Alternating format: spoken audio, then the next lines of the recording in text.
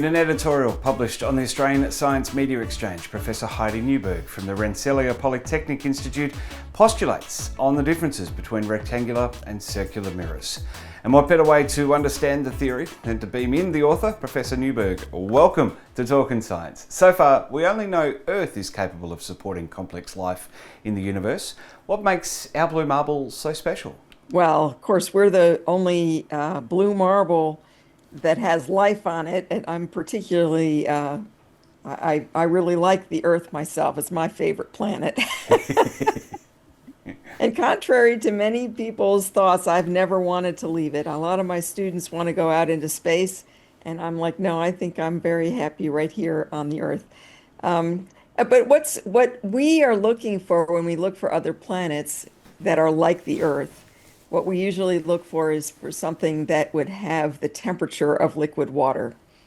And our thoughts are that the life that we know about on Earth really gets started, and it requires liquid water to have all the chemical reactions you need for the complexity of life.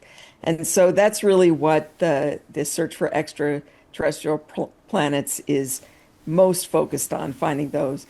The other thing that was kind of driving my process in understanding and designing telescope was that the best Earth-like planets that we could find would be the ones that are closest to us.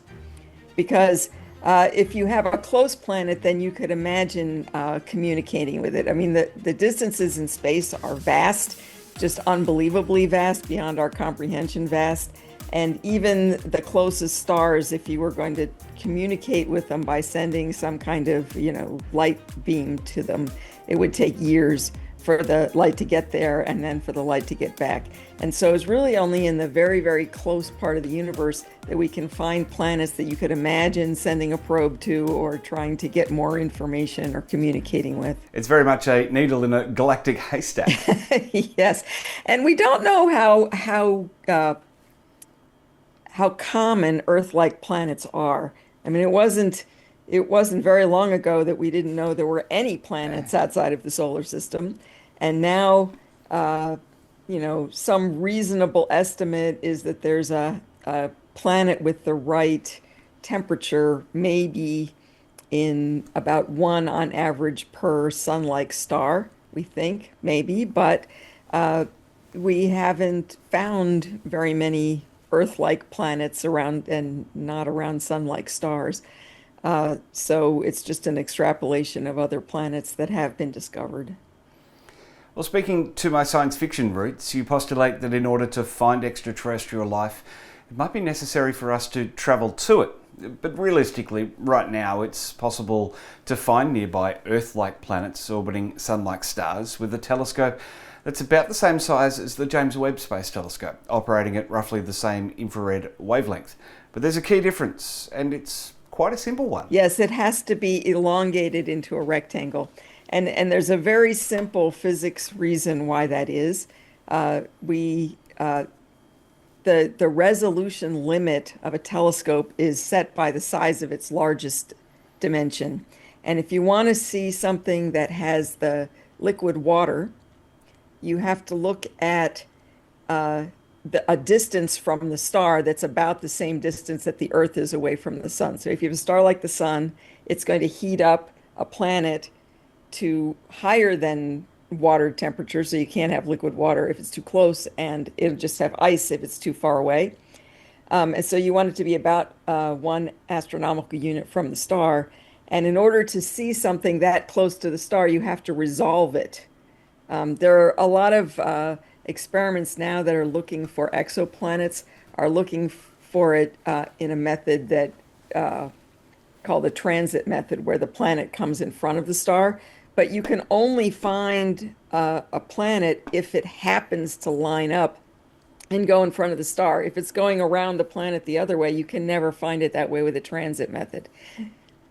And since you want to find, there are not so many stars close to the sun, you need to find all of the planets, not just the ones that, the very small fraction that happen to go right in front of the star.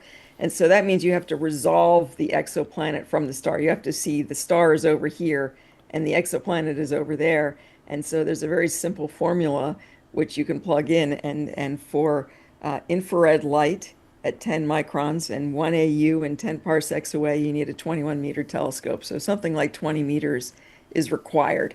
And the National Academy of Sciences recently came back and said, we're not going to support anything that's larger than the James Webb Telescope because we had so much trouble getting that up in space. We're not ready for anything bigger. And so a 20-meter telescope is sort of right out. We can't afford to do that, at least at this time. But you can make something that's 20 meters so you can get that resolution if you make it 1 meter wide instead of 20 meters in both directions. And so that would be about the same size as James Webb. And actually, because you could put it up kind of folded and then have it kind of fold out with just one unfolding, the James Webb had a lot of different unfoldings. So it would be actually simpler than James Webb, but about the same size. And that's how we can get the resolution to see an exoplanet and a star and not build something so big we can't get it up. Well, the best part is that there's no new technological breakthroughs. And if you shift your thinking from circular to rectangular, suddenly the length of James Webb is the width of our mirror.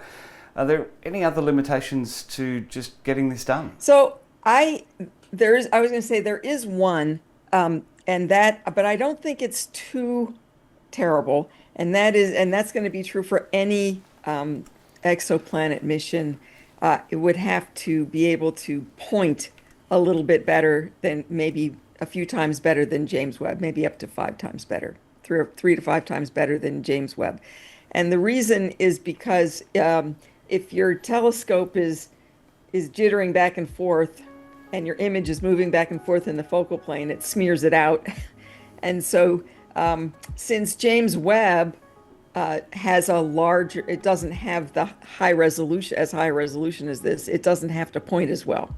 And so they didn't have to push that system as far as you'd have to push it for this telescope. It would only have to be in one direction. It wouldn't have to do it the other way, right? It has to only in one direction, the direction of the long axis of the telescope. So there is a little bit of extra engineering that would be required for that. And of course, there's always new engineering when you do anything new. If it's a different rectangular, they're going to have to, have different supports and so on. But it all seems much just sort of in the engineering, not in the going beyond things that we've done before. And one thing I do want to say about it is that I've been working with the NASA NIAC is what funded the original study that this came out of. And this is the kind of visionary space future group that's doing things that everyone thinks are not possible. They like to make the impossible possible. And I was told when I was in there, this is the well-known stages of invention, the one where they say, no, I'm sorry, that's impossible. And then the second stage where people tell you that I guess it's possible, but it's not practical. And then there's the third stage that says, oh, I already invented that. And I actually feel pretty good because I've now gotten up to the stage where people have told me I've already invented this.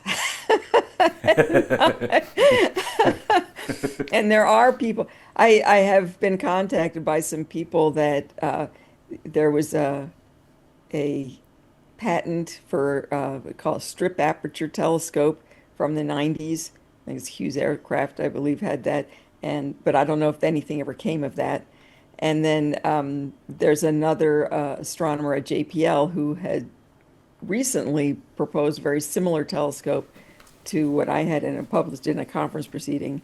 And I'm trying to group together all these people that have had this idea before and put together a working group to try to push this concept forward. Because I think the biggest problem that we have is not in the engineering or the science right now. It's in the politics of getting it to the forefront of, what people are working on. And so putting that group together is the next step in my process. Pesky politics. Well, what's the best location? Let's say we've gotten through the politics, all the engineering hurdles, we've built it, we're about to launch it. Where are we putting it? L2. So basically the same place James Webb is. And you want to put an infrared telescope there because it's shielded from the sun.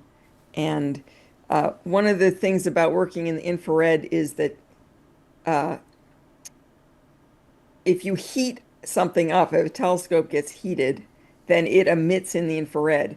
And so you could end up having a telescope that is emitting light at the same wavelength. So it's like if you take your telescope, you don't want to turn lights on in your dome and have all that light going in and spraying onto your images. And that's basically what would happen if you put an infrared telescope out someplace where the sun was going to heat it. And so you like to have it be on the opposite side of the Earth from the sun.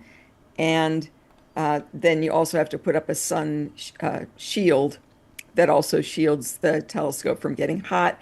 And the hope is that, like James Webb, it can be passively cooled, that it just radiates heat out into the space. And if you keep light from falling on it from the sun, then it doesn't heat up. And so you can you don't have to have a lot of energy being expended keeping it cool. Very cool. Very cool. Well, I think it's handy then that James Webb is out there in L2, fumbling and stumbling a little bit, learning the lessons, so that when your telescope comes online, the rectangular telescope comes online, the little kinks are worked out similar to James Webb from Hubble. Yeah, that's what we hope, is that a lot of the engineering that was required for this has been done with James Webb, and a lot of the pitfalls would have been covered. That's the hope.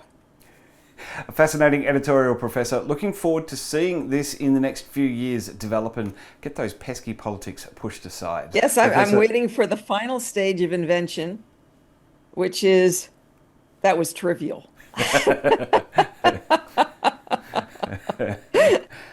Well, we always love to get to that point. Like I say, a fascinating look, Professor. Thanks for your time on this edition of Talkin Science. Okay, thank you. It's very nice meeting with you. Absolutely love it. More science and space news with an Aussie flair in 2026, plus the occasional science fiction podcast. Like, follow and subscribe for more. Membership helps me do more, so get on board and help out for the cost of a cup of coffee a month. thetrek.zone/support for the details.